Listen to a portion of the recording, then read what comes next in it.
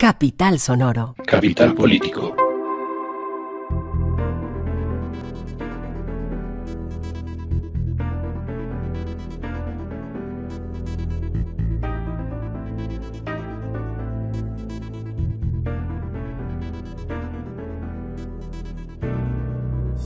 Bueno, pues del viernes pasado hasta aquí no se acabó el mundo.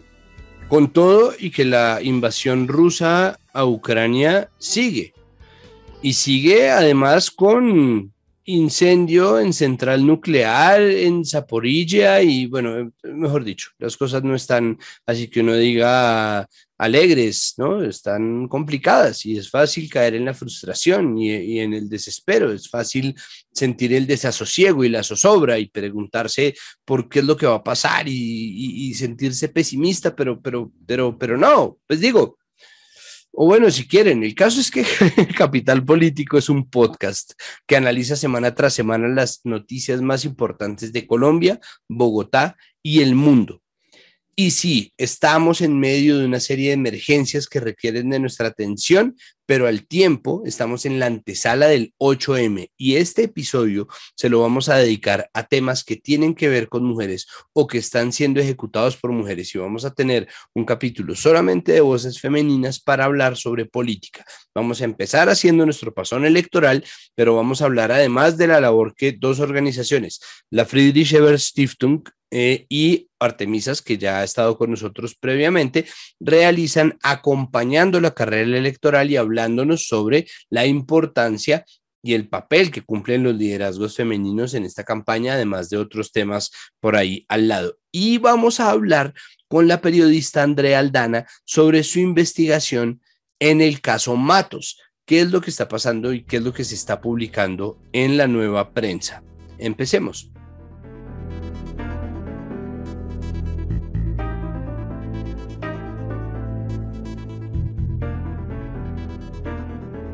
Empezamos, Capital Político, se encuentra con nosotros la directora de FESCOL, es decir, la Friedrich Ebert Stiftung, la Fundación Friedrich Ebert, aquí en Colombia, Cristina Birke. Cristina, bienvenida a Capital Político. Muchísimas gracias por la invitación, Santiago, un gran gusto estar con ustedes. Lo primero es, Cristina, ¿en qué consiste la labor de la Fundación Friedrich Ebert?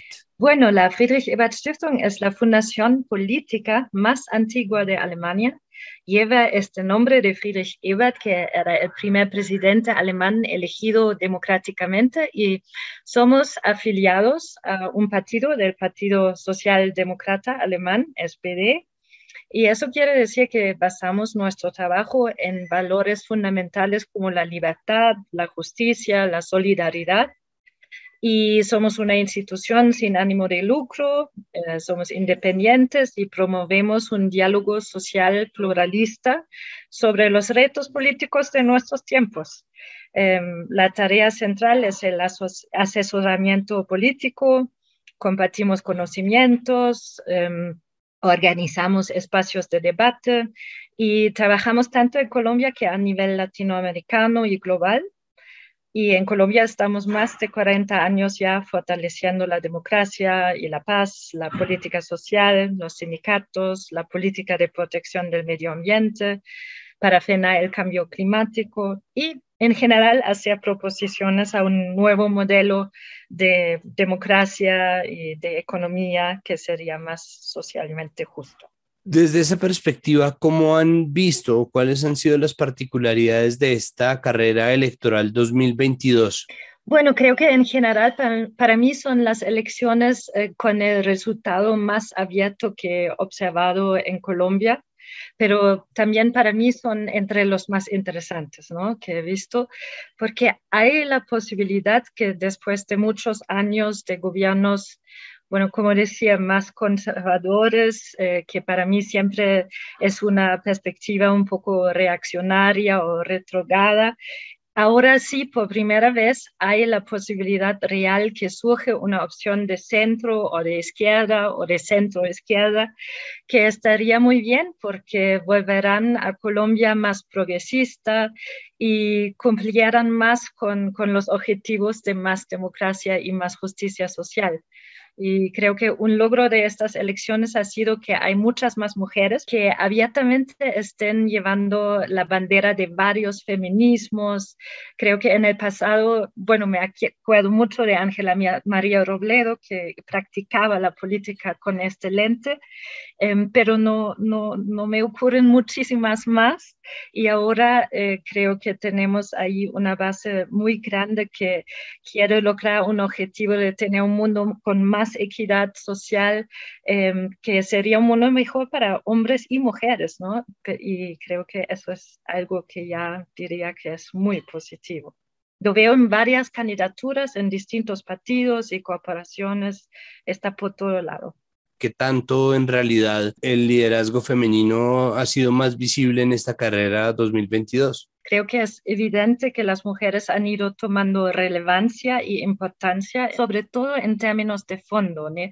Y en formas de cómo hacer la política. Primero, las mujeres candidatas al Congreso creo que han posicionado la importancia de una agenda de recuperación feminista en términos de cómo queremos salir de esta pandemia. Es un tema que hemos trabajado mucho también nosotros. Me parece que después de muchos debates que he escuchado en varios lugares del país, que tenemos candidatas que asegurarían cuando estén votados que en los próximos 4 años tenemos que incluir más una perspectiva de equidad y de género en el Congreso. Ojalá que muchos serían, de hecho, elegidas, ¿no? Creo que la esperanza es que este Congreso futuro se haga menos masculino, porque en el momento está de mayoría masculina muy grande, y eso lo haría más representativo también, ¿no? Vemos que, por ejemplo, las listas de las circunscripciones de paz, con tantos problemas que tienen, pero son paritarias. Creo que son como 202 mujeres y 101 hombres, si no estoy equivocada. Y creo que con esta modificación de este artículo que regló de nuevo la cuota en Colombia, no hemos logrado que se ha incrementado a los 50% que de carácter obligatorio, como nosotros lo habíamos reivindicado con la campaña Paridad Ya en el 2020, pero creo que se han incrementado los números de las mujeres dentro de las listas. Hay listas paritarias en distintos lugares del país, otra vez, no solo en Bogotá.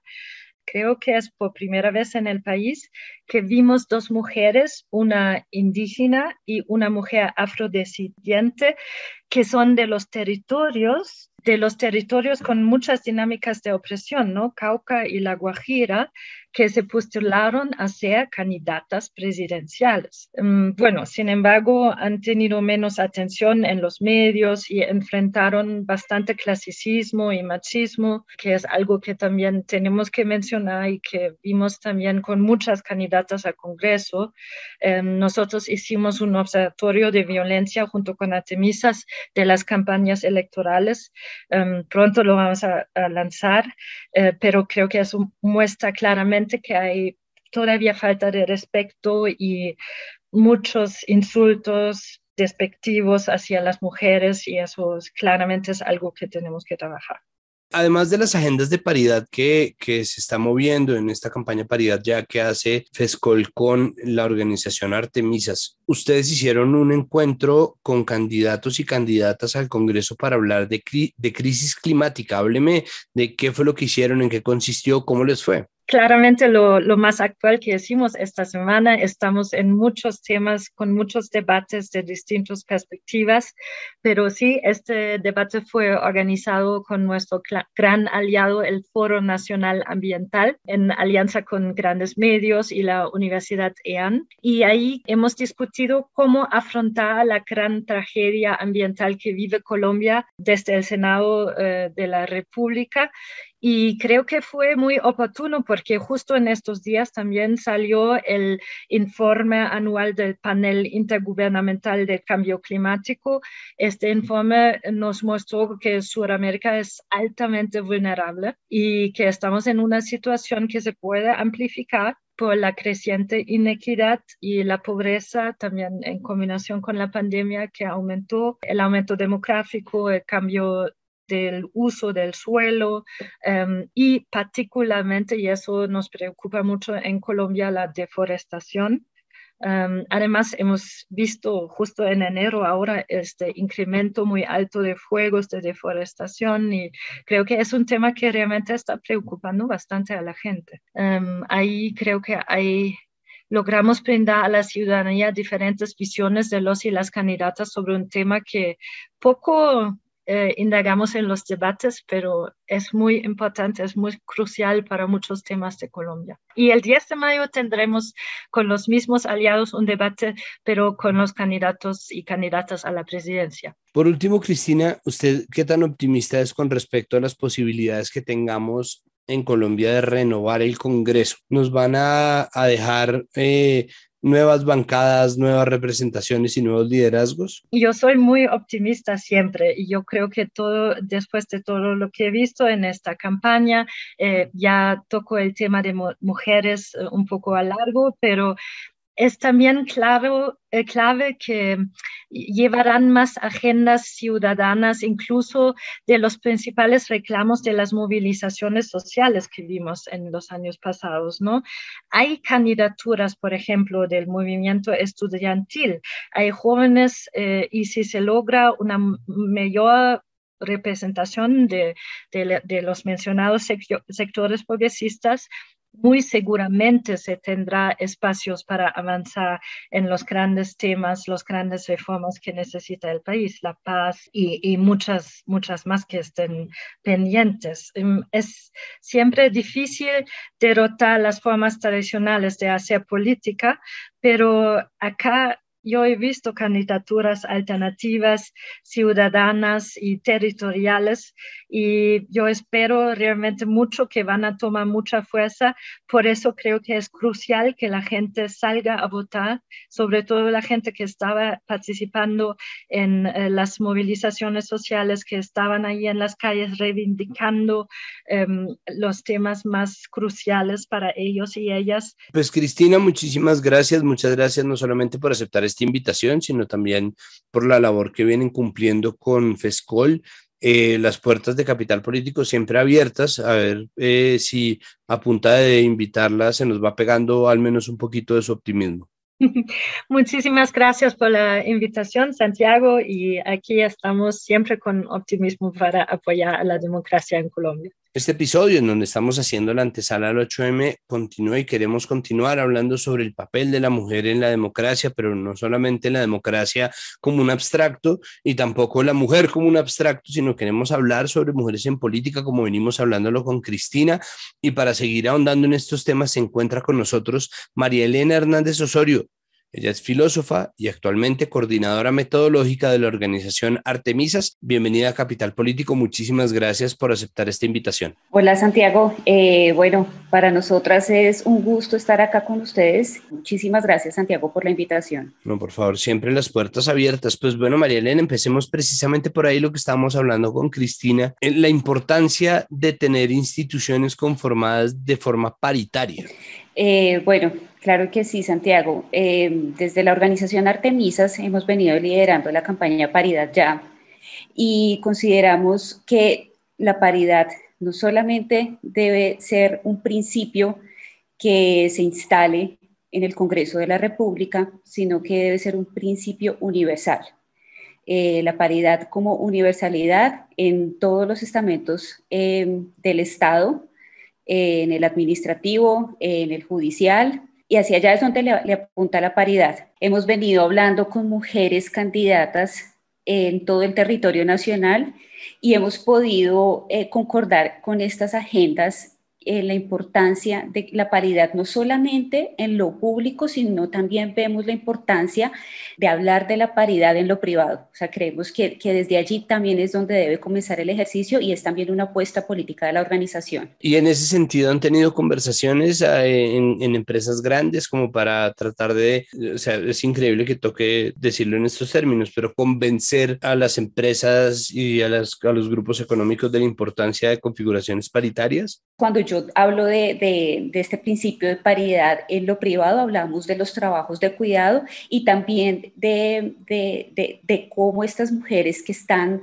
lanzándose a la política, pues también están poniendo el foco allí en los trabajos de cuidado y en cómo vamos a trabajar para que las mujeres, no solamente las mujeres que quieran hacer trabajos de incidencia, lideresas, sino las mujeres que trabajan, que tienen un trabajo, pero que también llegan a su casa y tienen una doble jornada por los trabajos de cuidado, pues entonces también estas mujeres tengan la oportunidad de estudiar, de descansar, de hacer otras cosas diferentes, porque hace poco pues recibimos la encuesta sobre las horas de trabajo de cuidado no remunerado y pues en Colombia las mujeres gastan aproximadamente 8.3 horas más que los hombres en trabajos de cuidado. Entonces ahí es donde ponemos también el foco. Claro, yo he entendido todo mal. Yo estaba pensando en el sector privado. ¿Cómo hace Artemisas o qué acercamientos hace Artemisas para empezar a hablar sobre la vida al interior de los hogares y para tratar de conectar a la gente, a quienes las oímos y a quienes estamos pendientes de ustedes con esta necesidad por la paridad en los hogares? Hemos venido trabajando a nivel nacional con mujeres de Tumaco, de Santander de Quilichao, de la Costa Caribe, del Bajo Cauca antioqueño, donde la organización pues tiene una mayor incidencia, y es que construimos unas agendas programáticas alrededor de 3 temas fundamentales, que son la participación política, la autonomía económica y paz. Entonces, en estas agendas, la de autonomía económica y participación política, tenemos el foco sobre trabajos no remunerados y armamos estas agendas para que las mujeres que hemos venido también acompañando en el proceso y que van a llegar al Congreso de la República, pues les entregamos estas agendas para que estas agendas y las voces de estas mujeres pues también lleguen al Congreso de la República y se pueda realizar también un trabajo más visible de estas agendas en el Congreso. Primero, vamos con la carrera electoral. ¿Qué han observado? ¿Cómo ha sido esta conversación con las candidatas? ¿Ha mejorado en algo el papel de los liderazgos femeninos al interior de los partidos y de la política representativa? Bueno, hemos hecho acompañamiento a diversas candidaturas, como ya te he comentado, pero pues también hemos hecho un trabajo de análisis y con la lupa puesta en la conformación de las listas. Pues en el Código Electoral del año 2020 pues logramos un hito histórico y fue que las listas estuviesen conformadas 50% hombres, 50% mujeres. Entonces, partiendo de digamos que de esta base que solamente es en listas, digamos que sabemos que fue un logro muy importante, pero también sabemos que el logro fundamental debe ser ya cuando las mujeres queden electas, ¿cierto? Entonces creo que también nos falta llegar a ese punto en el que podamos decir que 50% de mujeres fueron electas y 50% de hombres electos. En la actualidad, las listas para Cámara de Representantes y para Senado, pues si bien es cierto, tenemos listas como por ejemplo las del Pacto Histórico, que son listas cerradas, están conformadas por el principio de paridad. Hay un tema que nos viene preocupando y que es una revisión que hemos hecho a nivel nacional, y es que las cabezas de listas en la mayoría de estos casos, sobre todo para Cámara de Representantes a nivel nacional, pues no están encabezadas por mujeres. Entonces, creemos que también es un trabajo que se debe desarrollar al interno de los partidos políticos, porque es importante visibilizar los liderazgos de las mujeres, pero también apostarle a estos liderazgos. ¿Qué se puede hacer si finalmente va a haber quien diga, no, pero esto es del fuero de los partidos, no se le puede obligar a nadie a organizar sus gastos y finalmente se está jalonando a las mujeres? Entonces, ¿cómo se dialoga esto? Creemos fundamentalmente que esto es un trabajo que deben realizar los partidos políticos, pero sabemos y entendemos que no lo van a hacer por voluntad propia, Santiago. O sea, eso es algo clarísimo, que pocos partidos políticos, y aquí voy a mencionar al Polo Democrático, que ha hecho un ejercicio supremamente juicioso al interior de su conformación como partido político, sino también de las militancias, realizar como todos estos cambios de estatutos que tuvieron que hacer para conformar también listas paritarias y un partido político paritario, ¿cierto? Pero digamos que eso lo hizo el Polo Democrático, ¿no? Pero los otros partidos políticos pues lo han hecho o lo han venido haciendo no de manera tan acelerada, digamos que con el mismo interés y el mismo entusiasmo. Entonces, pues nada, desde la organización Artemisas hemos venido trabajando en un kit de herramientas que esperamos poder entregar muy pronto a los partidos políticos, donde les entregamos este kit que contiene como el paso a paso para poder conformar no solamente un partido político paritario, donde las mujeres también tengan voz en las juntas de los partidos políticos, sino también para que puedan examinar y revisar sus militancias. Yo sé que decir militancias en un país como Colombia pues suena un poco temeroso, pero sí, digamos que también tenemos que mirar quiénes son las mujeres y los hombres que militan dentro de estos partidos políticos y poder conocer muy bien cuántas mujeres son, cuántos hombres son, cómo está conformada la junta directiva, ¿sí? Cómo se toman las decisiones al interior de los partidos políticos. Entonces, este kit de herramientas y este acompañamiento que desde la organización Artemisas pues queremos brindar, consideramos pues que es un paso. ¿Cuáles son las deudas políticas principales que el Congreso tendría que empezar a saldar en la próxima legislatura? Yo creo que la principal es una de las que más nos ha preocupado, es la violencia política contra las mujeres. En política, obviamente, es que los estatutos que comprenden esta violencia pues sean absolutamente claros y que sean también, que se cumplan, ¿sí? Las violencias que sufren las mujeres en política son muy diferentes a las que sufren los hombres. Entonces creemos que también esto es un factor que aleja a las mujeres de la política. Entonces ese es una deuda importante, que se pueda legislar a favor de que estas violencias no se presenten en ningún escenario político. Ahí también se debe vincular a los medios de comunicación, que muchas veces son replicadores de estas violencias políticas. Y bueno, las bancadas que se vayan a conformar en el Congreso de la República, pues que también tengan esta posibilidad de que los liderazgos femeninos puedan ser quienes lideren y lleven la vocería de estas bancadas. O sea, que las agendas de las mujeres estén ahí también prioritariamente en estas bancadas. Por último, María Elena, hábleme sobre las curules de la circunscripción transitoria especial de paz. Son una de las medidas más trascendentales que trae consigo el punto 2 del acuerdo final para la construcción de una paz estable y duradera. El objetivo fundamental de esta circunscripción es garantizar la participación y la representación política de los territorios más afectados por la pobreza y las distintas manifestaciones del conflicto armado. Estas 16 circunscripciones funcionarán en los 167 municipios en 18 departamentos. ¿Cuál es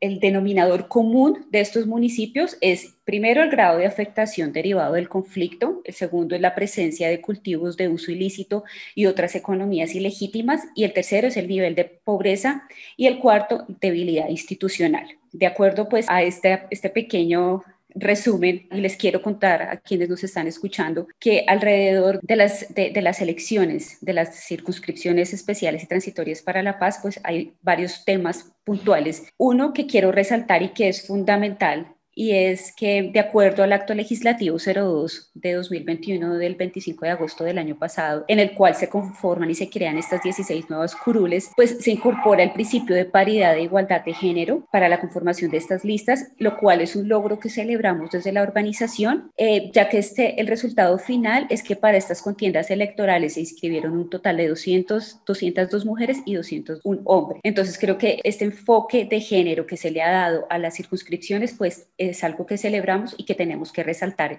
en espacios como este. Durante el acompañamiento y veeduría al proceso de las circunscripciones que hemos realizado, hemos identificado una serie de irregularidades, las cuales no solamente ponen en riesgo la vida y el ejercicio electoral de las candidaturas, sino que estas denuncias además están relacionadas con la amenaza de grupos ilegales y de algunos clanes políticos que quieren adueñarse de estos escaños. Se puede analizar desde varios puntos. El primero, de los que más ha ido en contra de esta misma contienda electoral, es que los tiempos establecidos que se desprendieron del acto legislativo que te mencioné anteriormente para realizar inscripciones, la entrega de certificaciones, pues fue una limitante para las organizaciones, porque recién estas resoluciones y el acto legislativo salió en agosto del año pasado, y esto solamente fueron 5 meses antes de las elecciones. Sí, teniendo en cuenta que estas resoluciones venían cargadas con una cantidad de documentación y una cantidad de requisitos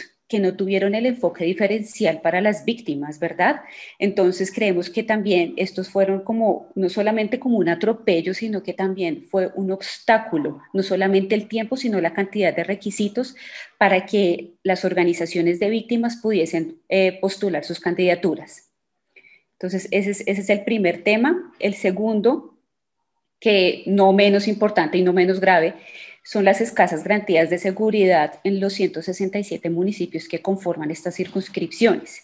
Como ya te venía comentando, la presencia de grupos al margen de la ley altera el orden público de estas regiones, en donde varias candidaturas pues, han recibido amenazas e incluso una de las candidaturas que hemos acompañado pues fue secuestrada. Gracias a toda la gestión que se realizó, pues esta persona fue liberada. Tuvieron que retirarse del territorio. Entonces, además que estos hechos son revictimizantes con las candidaturas, ponen en riesgo su vida, de los esquemas de seguridad, se complejiza mucho más la situación y esto limita las garantías del ejercicio político en la ruralidad. También vinculado con el tema de garantías electorales, uno de los casos que ha sido denunciado por varias candidaturas en el marco de estas elecciones en los departamentos de Cesar, La Guajira y Magdalena es la candidatura del hijo de Jorge 40. Este candidato es el único que puede entrar a ciertas zonas a hacer campaña. También ha realizado un amplio despliegue de su campaña con vallas y propagandas masivas en estos municipios y territorios, y esto teniendo en cuenta que ninguna de las candidaturas ha recibido el desembolso por parte del Consejo Nacional Electoral para realizar las campañas. Y allí es donde me voy al siguiente punto, que es el tema de la financiación, que tampoco es menos grave.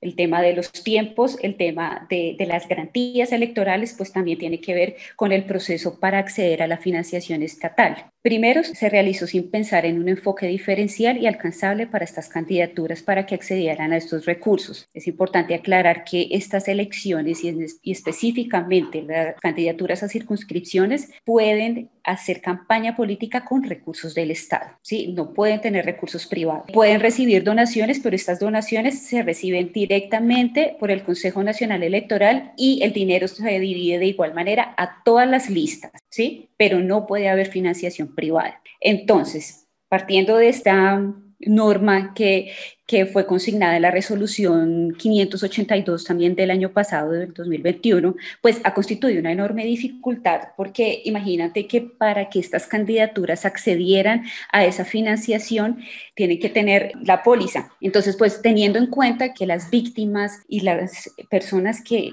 se han lanzado a estas circunscripciones, pues son personas que viven en los territorios más alejados del país, donde no hay presencia estatal, donde no hay bancos, donde no hay recursos, pues les ponen como requisito tener una póliza, ¿sí? Entonces, solamente el hecho de acceder a veces a una cuenta bancaria para estas personas es una dificultad, porque deben desplazarse a veces ni siquiera en el casco municipal logran acceder a estos requisitos, pues deben dirigirse a las ciudades principales y pues los costos que esto conlleva son enormes, ¿verdad? Entonces pues denunciamos y las candidaturas que hemos acompañado, pues te doy una cifra pequeña, y es que de las 38 candidaturas que acompañamos, tan solo 2 han llevado a feliz término la solicitud de esta póliza. Entonces pues estamos a menos de 2 semanas de las elecciones y este es el momento en que las candidaturas no han recibido financiación. Entonces, pues esto es una alarma que encendimos desde hace mucho tiempo desde las organizaciones de la sociedad civil y pues nada, lamentablemente la respuesta que tienen las candidaturas cuando se dirigen a las aseguradoras es que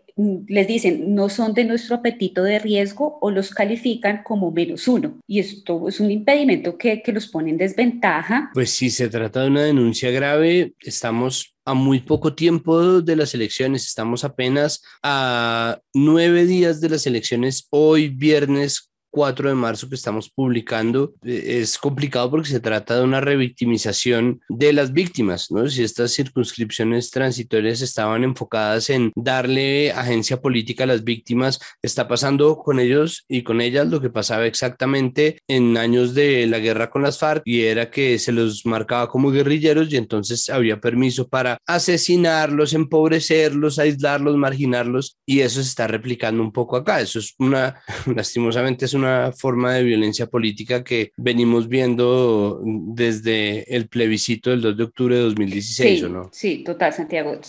esta manera de negar de alguna manera el acceso no solamente a los recursos, sino inclusive también a medios de comunicación, es una manera de revictimizar a toda esta población que no solamente tiene el derecho, ellos y ellas tienen el derecho de elegir a sus candidaturas, pues qué va a pasar, y es algo, pues también hemos prendido las alarmas alrededor, y es que muchas de estas candidaturas han sido cooptadas por clanes políticos. Una de las solicitudes es que estas candidaturas que vayan a ser electas, pues que estos recursos se revisen con lupa, porque como te digo, ninguna campaña ha recibido el desembolso. Entonces, pues no entendemos cómo es que hay campañas que están haciendo con pompos y no te imaginas unos despliegues impresionantes. Bueno, estos recursos, ¿de dónde salieron? Y es una de las solicitudes también que hemos escuchado a voz de las candidatas y de los candidatos. Te quiero contar que desde hace 4 días hay 10 candidaturas que están encadenadas en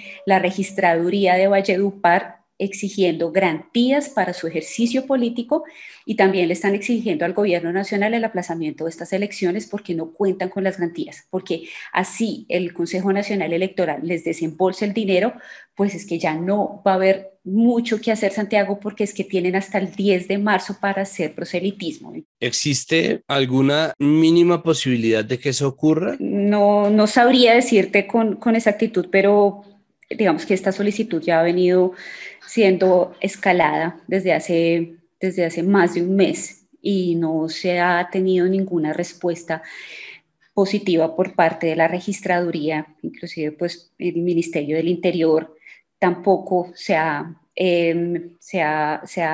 pronunciado al respecto. Digamos que sacaron hace poco un comunicado con respecto a las pólizas puntualmente, y te quiero contar que, en resumen, lo que dice el comunicado del Consejo Nacional Electoral es que dieron toda la información y que por favor las aseguradoras se pongan pilas. O sea, les dejaron el chicharrón a las aseguradoras. O sea, porque no se hizo la campaña pedagógica ni con los bancos, ni con las aseguradoras, ni tampoco en los territorios donde las personas van a votar, porque los territorios son muy pocas las personas que saben a quiénes van a elegir, no tienen claro qué son las circunscripciones, no tienen claro qué van a hacer estas candidaturas en el Congreso de la República. Entonces, pues consideramos también que sería una decisión bastante sensata. Hasta el momento no hay como una luz verde al respecto. Bueno, pues María Elena, muchas gracias por acompañarnos, muchas gracias además, y lo he dicho en nuestros capítulos anteriores, por el trabajo que realiza la organización Artemisas. Esperamos seguir al lado de ustedes y que nos sigan acompañando aquí en Capital Político. No, Santiago, para nosotras desde la organización, de verdad, siempre es un placer venir acá, hablar con ustedes, que toda audiencia nos escuche, y bueno, siempre de puertas abiertas también. Muchísimas gracias.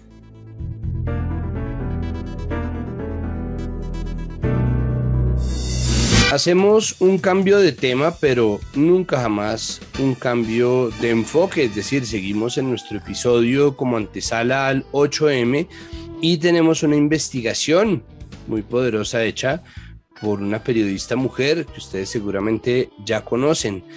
Lo primero que tengo que contarles es más o menos quién es Carlos Matos. Carlos Matos es un millonario que se ha hecho famoso por un escándalo en el cual él buscó mantener por métodos non sanctos el monopolio de la venta de carros Hyundai, una marca de carros coreanos, pero que se ha hecho muy famoso porque después de mucho bregar lograron traerlo al país ya preso en medio de sus investigaciones, y resulta que se lo vio muy campante y muy orondo caminando por la calle. Esto desató, entre otras, la destitución del director del INPEC, pero además porque ha estado saliendo una investigación en la Nueva Prensa, la nuevaprensa.com.co, hecha por Andrea Aldana, hablando precisamente sobre el caso Hyundai, y esto va un poco más hondo que esto que les estoy contando, y por eso está con nosotros la periodista Andrea Aldana. Andrea, bienvenida a Capital Político. Hola Santiago y hola a todos los oyentes. Un placer para mí estar acá con ustedes. Bueno, lo primero, Andrea, es cómo inició usted esta investigación, es decir, cómo empezó usted a seguirle la pista al caso de Carlos Matos. Pues mira, esto tuvo una anécdota particular y es que yo entré a trabajar en la Nueva Prensa, temas de investigación con ellos, empecé a trabajar el tema de la ñeñe política, incluso esculcando cosas, cuando para finales de enero de repente sale una noticia del preacuerdo de Matos y Darcy Quinn, que es una periodista a la que yo confronto mucho en redes.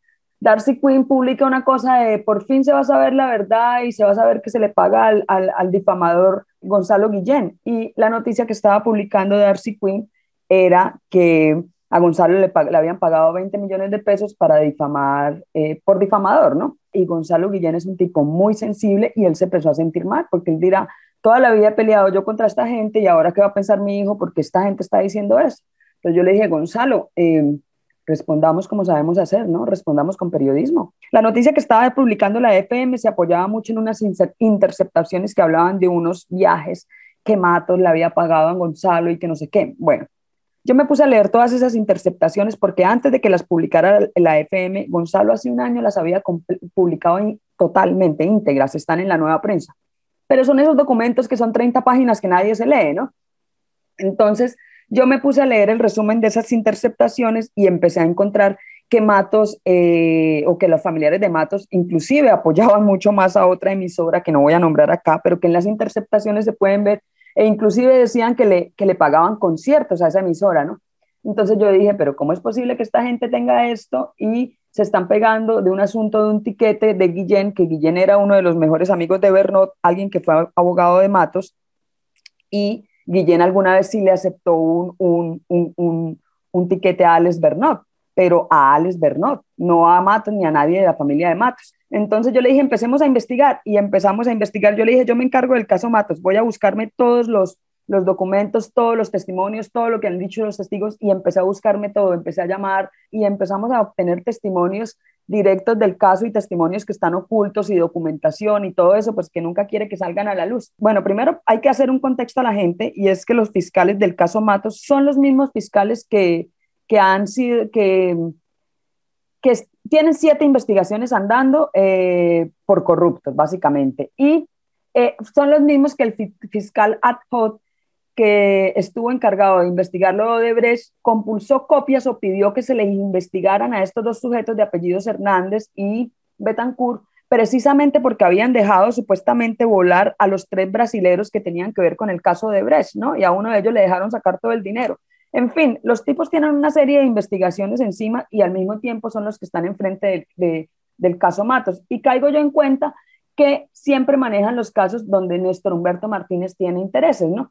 Y empezamos a investigar y claro, me doy cuenta que el origen de todo esto es de alguien que se diseña una estrategia legal para demandar a Hyundai Corea, y de esta estrategia legal iba a ganar mucho dinero, y ese alguien era Néstor Humberto Martínez. Y veo que en todo este proceso del caso Matos, que empezó desde 2018, nunca se nombra a Néstor Humberto Martínez en los estrados, ¿no? Ni nunca lo nombran los fiscales, y yo me pregunto, ¿pero por qué? Si al fin y al cabo él fue el que inició todo esto, ¿no? Y ahí a raíz de eso es que arranca toda esta investigación, en la que evidentemente el único fin de los preacuerdos de Carlos Matos es que no salga a la luz el nombre de Néstor Humberto Martínez. No sé si me expliqué. ¿Desde hace cuánto existe una conexión entre Carlos Matos y Néstor Humberto Martínez? Pues mira, yo te voy a resumir esto de la manera más sencilla. A Carlos Matos en el 2015 le llega una carta, a finales de 2015 le llega una carta de la Hyundai Corea, donde le dice que le van a terminar el contrato, básicamente. Le llegan 2, una el 15 de septiembre de 2015 y una el 30. En la primera le terminan básicamente los vehículos particulares, y en la segunda le determinan el contrato por los vehículos comerciales.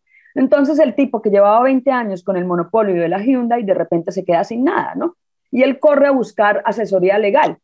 Y es ahí cuando aparece la firma de Néstor Humberto Martínez, que se llama DL Piper Martínez Neira, y le pasan una oferta de servicios. Esta oferta de servicios, básicamente, que está firmada por Néstor Humberto y que la pasa el 18 de noviembre de 2015, básicamente le dice a Matos que demanden, que tienen que demandar por competencia desleal, claro, porque el mercado de Matos se lo estaba quedando Juan El Juri, que es un magnate de Ecuador, ¿no? Un magnate que está además implicado con todo lo de Brecht. Él se está quedando con este emporio de la Hyundai y Néstor Humberto dice, pues demandemos por competencia desleal y le pasa todo un diseño legal, ¿no? En ese diseño legal está claro que uno de los objetivos era pedir unas medidas cautelares. ¿Por qué? Porque además de los 700 millones de pesos que estaba cobrando Néstor Humberto de honorarios, también pactaba una comisión de éxito y esta comisión de éxito consistía en el 10% en dado caso de que se decretaran las medidas cautelares. O sea, tenía clarísimo que el objetivo eran las medidas cautelares. Uno de los juzgados, porque las demandas se presentaron en 2 juzgados, uno de los juzgados la fijó en 77 mil millones de pesos, que son 26 millones de dólares de la época. O sea, tan solo por haber fijado esa caución, ya Néstor Humberto tenía el derecho al 10% de esos 26 millones de dólares, ¿no? En un juzgado. Cuando se diseña esta estrategia, efectivamente presentan demandas y las presentan ante 2 juzgados. Uno de ellos decreta las medidas que acabo de contar y el otro juzgado, que es el más importante y que es el que no se nombra en todo el proceso, es el juzgado 16 civil municipal. ¿Por qué no se nombra? Porque quien solicita la acción legal de la que se desprenden esas medidas cautelares es el propio Néstor Humberto. Néstor Humberto firma el papel y solicita ante los juzgados una inspección judicial como prueba anticipada. Cuando se hace esa inspección judicial, el mismo día, la juez 16, Ligia del Carmen Hernández Pérez, decreta en una inusual rapidez de la justicia, o sea, casi que en 2 horas, sin pensárselo siquiera, la juez decreta otras medidas cautelares, ¿no? Y estas sí habían sido solicitadas directamente por Néstor Humberto. Esa diligencia se hizo, si no me falla la memoria, el 29 de abril de 2016. Y recuerden que al mes siguiente Néstor Humberto queda elegido como fiscal. Queda elegido, que no se posiciona todavía, queda elegido como fiscal general de la Nación. Él lo eligen en mayo de 2016. Pero en abril, cuando se hace esa inspección que Néstor Humberto solicitó, al despacho no llega Néstor Humberto, llega un abogado de apellido Quiñones, Sergio Quiñones, se me va en este momento el nombre, llega el abogado y llega con un poder de sustitución del propio Néstor Humberto, firmado por Néstor Humberto, es decir, le paso mi poder a este señor para que actúe en nombre de mi firma. ¿Listo? Ese mismo día, en una rapidez de la justicia, a ver, ¿quién toma una decisión sobre un emporio millonario en menos de 2 horas? Se hace la inspección judicial y la juez ese mismo día decreta medidas cautelares. Claro, la juez pone una caución muy baja, pero resulta que lo que pactó Néstor Humberto, el 10% en caso de que se decretaran medidas cautelares, se decretaban sobre 2 cosas, o sobre el valor de la caución, que en ese momento fue como de 80 salarios mínimos, que esos son como 80 millones de pesos y más, o sea, era nada, pero lo que estaba en juego era el emporio económico de la Hyundai, ¿no? Entonces, Néstor Humberto, por un juzgado, el que decretó los 26 millones de dólares, ya tenía asegurado un 10%, pero en este juzgado, que fue donde él mismo firmó y solicitó la inspección judicial, se había decretado también otras medidas cautelares sobre el 10%, ya sea o de la caución o de los bienes objeto de la misma. O sea, ¿qué bienes estaban caucionando ahí? Los del Juri, porque el Juri, que ya estaba en el mercado colombiano, tenía más de 9.143 vehículos en zonas francas retenidos porque las medidas cautelares no se los dejaban salir. Y 9.143 vehículos son más de 30 millones de dólares. Y Néstor Humberto había sido muy astuto porque había pactado este 10% o sobre la caución o sobre el valor de los bienes. Y al final pone coma, lo que tenga mayor valor. Obviamente aquí tenía mayor valor los bienes que estaban caucionados, o sea, todo ese emporio de Hyundai que estaba congelado debido a las medidas cautelares. ¿Cómo se hace para que esta noticia tarde tanto tiempo en salir a la luz? Pues lo que pasa es que aquí estamos hablando de poderes, Santiago, y los poderes precisamente son expertos en ocultar, y además estamos hablando de que después de que pasan estas medidas cautelares, Néstor Humberto es elegido fiscal general de la Nación. A mí lo que me resulta sumamente particular de todo esto es que él mismo es el que denuncia, Néstor Humberto, el 29 de septiembre de 2016, Néstor Humberto hace una rueda de prensa donde públicamente dice que se había enterado de alguna manipulación en el reparto de la demanda del juzgado sexto, que es donde él no que él no la firmó, él la firma en el 16, ¿no? Pero él era el jefe del equipo jurídico donde se diseñó toda esa estrategia, es decir, nada se hacía entre los abogados de Matos sin la orden y la venia de Néstor Humberto Martínez. Era el director del plan legal y de la estrategia de defensa de Matos. ¿Por qué él hace esto? Bueno, claro, él fue muy astuto y él dijo que en el sexto estaba ocurriendo supuesta manipulación en el reparto, pero no dijo absolutamente nada de la juez 16. De la juez 16 vinimos a enterarnos en 2018. Él no le dijo a Colombia que él había firmado, que habían otras medidas cautelares que habían salido y que habían sido solicitadas por él, ¿no? Básicamente. Entonces, claro, todo el mundo que el caso Matos, que está manipulado y yo me dije, pero bueno, ¿por qué igual él hizo esto? Claro, porque días antes Daniel Coronel había publicado una columna donde decía que el juez, después de fallar las medidas cautelares, a los pocos días se había ido a comprar un carro de 73 millones de pesos en efectivo. Listo, eso fue ruido, yo creo que Néstor Humberto se vio obligado a salir a decir a reconocer que esto estaba pasando, pero yo decía, no me cuadra, porque igual él pudo haber pasado de agache, eso pasaba una columna, se olvidaba la semana. ¿Qué pasó ahí? ¿Por qué Néstor Humberto sale y dice esto sabiendo que está involucrado? Claro, sigo yo con mi investigación y eso es lo que voy a publicar en la próxima entrega. Y efectivamente pasaron dos cosas. Una, a Néstor Humberto nunca le pagaron ese 10%. Nunca le pagaron ese 10% y esa es el caso Hyundai, en realidad es una revancha entre Carlos Matos y Néstor Humberto Martínez, porque Néstor Humberto Martínez básicamente empieza la persecución cuando no le pagan. Eso es lo que pasa realmente. Y estamos hablando de un pago de 3.5 millones de dólares que iban para Néstor Humberto, ¿no? Más o menos 3.3 o 3.5 millones de dólares. Eso es muchísimo dinero.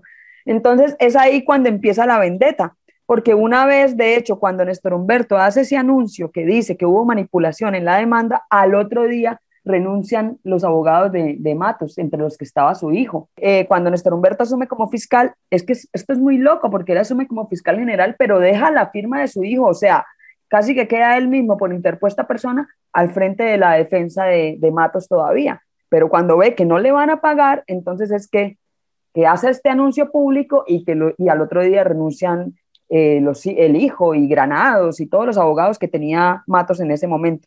Y hubo otra cosa, que eso lo denuncia Alex Bernot, no son palabras mías, y es que por esos días precisamente D.L. Piper Martínez está afiliada a una firma de abogados internacional que se llama D.L. Piper, pero resulta, y eso lo denuncia Bernot, que D.L. Piper era abogada de Hyundai Corea en otros asuntos en Corea, pero al mismo tiempo era abogada de la contraparte, a través de D.L. Piper Martínez Neira, era abogada de la contraparte en Colombia, ¿no? Entonces había un problema de intereses obvio, porque como D.L. Piper iba a ser abogada al mismo tiempo en Colombia de la contraparte y en Corea de los coreanos, ¿no? Entonces hay un claro conflicto de interés.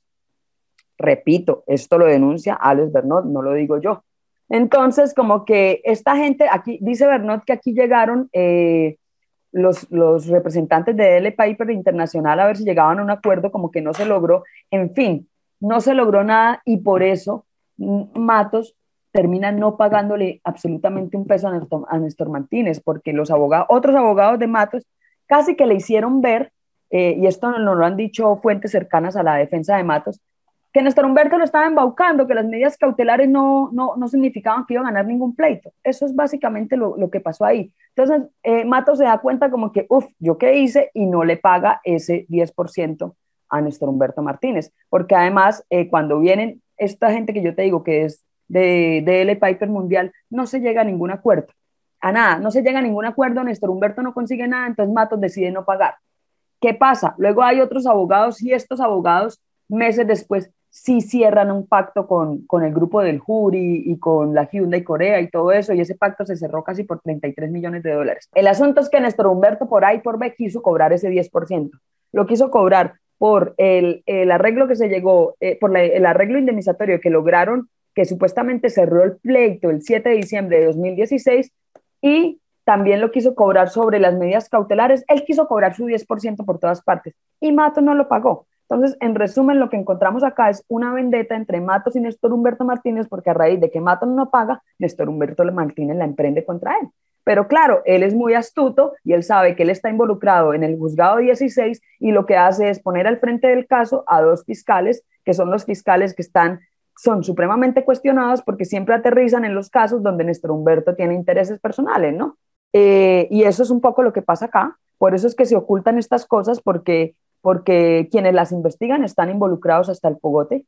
Hablando de silencio, antes de empezar, usted me ha contado que desde que está haciendo esta investigación le está pasando algo raro. Afortunadamente en este momento que estoy publicando esto que tiene que ver con Néstor Humberto Martínez, yo no estoy en Colombia, pero desde que estoy investigando esto empezó a sonarme raro mi celular y actuar como cuando pasaba en Colombia. Después yo me vine a enterar que estaba interceptada en Colombia, pero en Colombia, por ejemplo, a mí me pasaban cosas muy particulares que escuchaba el retorno de mi voz completico, o sea, yo decía una frase y la escuchaba retornar, me pasaba que se me apagaba o se me bloqueaba el celular y me pasaba sobre todo que escuchaba pitidos o que escuchaba como si se me metieran voces en la conversación por segundos, ¿no? Milisegundos.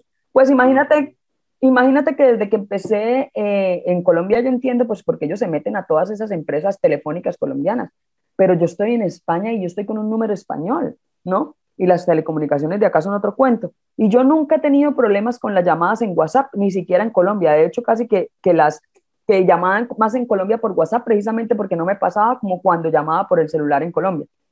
Y de repente, desde que empecé a investigar esto del caso Matos, mi teléfono empezó a sonar raro. De hecho, una de estas, empecé a escuchar otra vez todo lo que me pasaba en Colombia, pitos, voces, se me apaga y se me bloquea el celular y también escucho el retorno de mi voz. De hecho, alcancé a grabar, estaba hablando con una compañera de la prensa, de la Nueva Prensa, cuando me pasó esto y lo alcancé a grabar, puse el teléfono en altavoz y lo alcancé a grabar para que ella viera, que después se los muestro si quieren.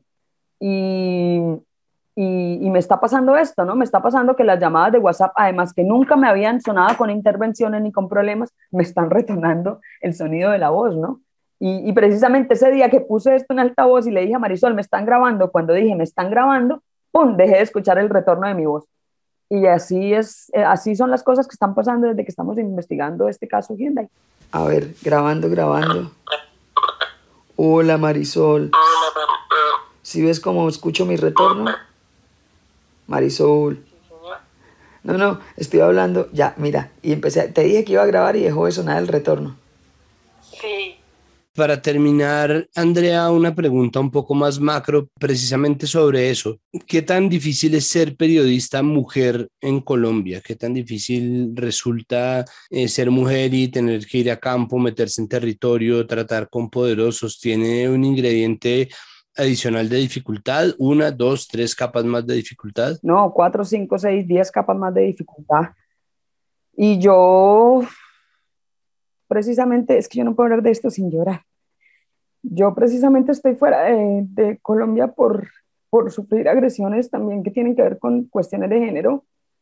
Y pues yo desde hace 15 años estoy cubriendo estos temas y yo he sido víctima de muchas agresiones, algunas de carácter sexual, y siempre como por agentes estatales, ¿no?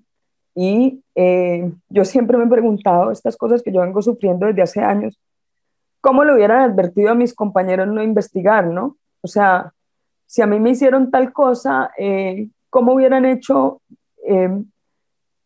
no sé, tal abuso de carácter sexual que hicieron conmigo para advertirme de no investigar tal evento? ¿Cómo le hubieran advertido lo mismo a un compañero, ¿no? ¿Cómo se le advierte a un hombre no investigar sin vulnerar su cuerpo? ¿Me entiendes?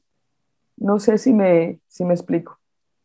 Y eso siempre, eso es una cosa que yo he cargado siempre y a mí me da mucha angustia porque a mí me escriben muchos estudiantes de periodismo de la Universidad de Antioquia.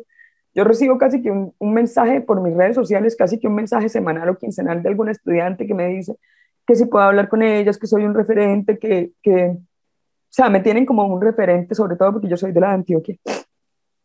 Y yo no soy capaz de decirles como, o sea, por un lado yo estoy abriendo puertas porque me muevo en un periodismo de conflicto armado que es dominado por hombres, ¿sí? Y yo voy y toco puertas y entrevisto a guerrilleros y entrevisto a narcotraficantes y entrevisto a paramilitares y entrevisto a ejército, y eso es estar siempre en contextos donde hay hombres con armas, y los hombres con armas siempre quieren dominar, ¿sí? Y tú siempre estás vulnerable en estos escenarios porque los hombres siempre te van a ver como objeto de deseo, o sea, siempre te van a querer llevar a la cama, ¿sí? Y superar ese nivel para que te empiecen a ver como un hombre te toma 6 o 7 más de lo que a cualquier compañero. Entonces, por ejemplo, mi estrategia de defensa que ha sido masculinizar el carácter, ¿no? Portarme como un hombre en los territorios rurales para que me vean como un hombre y dejen de estar pensando en el tema de llevarme a la cama, ¿no? Porque todos los actores armados en últimas ven en una periodista eso, ¿no? Una cama. Y me da mucha tristeza cuando ellas me llaman a decirme todo esto, porque por un lado yo sé que estoy abriendo las puertas que para mí abrieron Patricia Nieto, Marta Ruiz, María Teresa Ronderos. Yo sé que yo estoy abriendo las puertas como referente para muchos estudiantes, pero al mismo tiempo yo como las mando a esta mierda, ¿no? O sea, como las mando a que salten a que les vaya a pasar lo que a mí me pasó, ¿no? Es muy difícil. Es muy difícil tratar de hacer periodismo en de conflicto armado en Colombia sin pensar que no les va a pasar nada. Pero y tampoco les puedo decir no lo hagan. ¿Cómo hace uno eso, no? No sé si te respondí. ¿Qué podríamos hacer como sociedad? ¿Qué podríamos hacer de forma sistémica para que deje de ser este el común denominador, para que deje de ser esta la respuesta a la labor de las periodistas? Levantar las banderas del feminismo, Santiago, y de la denuncia, y que esto cada vez se haga más público. Y esto se tiene que seguir haciendo público y a la gente se le tiene que seguir denunciando cuando abusa a los hombres, ¿no? No a la gente, a los hombres cuando abusan precisamente de su posición masculina. Y es que son cosas que pueden ir desde lo agreste que te acabo de contar o cosas sencillas, como por ejemplo hay una cosa que a mí me pasa recurrentemente y es yo salgo a un viaje en helicóptero, digamos que de pronto va a ser la fuerza pública, ¿sí? Es un ejemplo. Y yo voy con 4 periodistas, se apellidan Rivas, González, Fajardo y Aldana, que soy yo, ¿no? Y de repente nos vamos a hacer un sobrevuelo en una zona y nos vamos a montar y dicen, bueno, ya hay que montarse al helicóptero, así que Rivas, bueno, se me olvidó cuál es, Rivas, Gamboa y Fajardo y Aldana, ¿no? Entonces ya nos vamos a montar al helicóptero, entonces Rivas, González, Fajardo, el helicóptero, y tú, cariño, tú también. O sea, son cosas así, ¿me entiendes? Que van desde lo mínimo a lo macro. Entonces creo que esto, ¿cómo va a cambiar esto? Pues levantando banderas del feminismo, que la levanten hombres y mujeres. Por ejemplo, cuando a mí me han pasado estas cosas en los escenarios, estas cosas donde he tenido que sufrir este tipo de situaciones delante de colegas, siempre he sentido la deuda de un colega que se pare en la raya y diga, hey, un momentico, ¿no? Como respeto para Aldana, ¿no? Y nunca ha pasado eso. Nunca ha pasado eso y lo que sí he sentido, porque el medio periodístico a veces es difícil, Santiago, no todo el tiempo es color de rosa, incluso algunos colegas a veces reproducen son chismes de que uno accede a ciertas entrevistas o a ciertas fuentes, es porque uno lo da. ¿Sí me entiendes? Es muy difícil ser periodista en temas que involucran grandes crímenes, grandes corrupciones, conflicto armado, política. Es muy difícil ser mujer y separar el acoso sexual de todo esto. De hecho, hace poco Ginette Bedoya publicó un informe, es que no recuerdo bien la cifra, pero recuerdo que me alarmó, que decía que una de cada 10 periodistas, o de cada 4, no recuerdo bien la cifra, sufrían de acoso sexual y de agresiones de tipo de género en las redacciones. Y eso es así, realmente. Yo no tengo una sola colega periodista que no haya pasado un episodio de acoso, de abuso en una redacción, ya sea de acoso laboral o de acoso sexual, pero sí sufren sufren cosas que no sufren los colegas periodistas, realmente. Eso pues no, yo no soy experta en el tema, pero sí lo que pasamos nosotras, mis amigos periodistas no lo han pasado, o por lo menos lo que pasé yo. Andrea, muchísimas gracias. Muchísimas gracias por ser tan generosa. Muchas gracias por contarnos estas historias. Muchas gracias por responder a nuestro llamado y pues nada, mucha suerte, mucha fuerza con el resto de la investigación. Vamos a seguir pendientes de lo que vaya publicando en lanuevaprensa.com.co. Bueno, gracias. Aquí pendiente para lo que necesiten.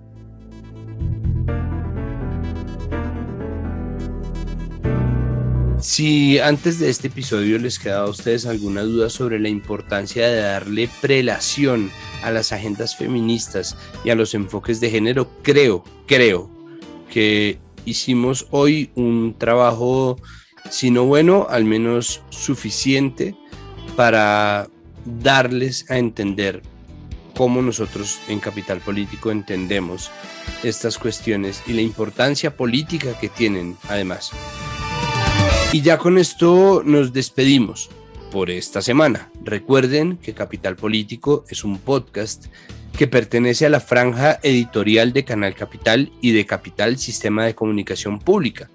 Esta franja se llama Mesa Capital y está de lunes a viernes a las 8 de la noche en las pantallas, todas las pantallas del Sistema de Comunicación Pública de Capital. Recuerden también que este podcast no podría existir sin la acuciosa, concienzuda investigación de Juan Pablo Conto, sin la finísima edición de Cian González y sin la producción de María Alejandra Cuestas, que ha retornado a nuestro equipo por fin esta semana. Recuerden que esto es comunicación pública, es decir, no necesitamos financiación por parte de ustedes, no tenemos un sistema de patronaje, de Patreon ni de suscripciones. Tenemos, eso sí, la necesidad de llegar a más y más personas, de manera que por favor recomiéndenos con sus amigos y con sus amigas y con sus familiares, recomiéndenos en sus cuentas de redes sociales, recomiéndenos en sus chats, en todos los chats en los que participe. Hable de nosotros para que más gente pueda conocernos y conociéndonos empecemos a generar más y más conversación, más y más comunidad. Hasta aquí, Capital Político. Yo soy Santiago Rivas. Hasta la próxima semana. Este contenido hace parte de Capital Ahora y es financiado con recursos de FUTIC. Somos Capital Sonoro.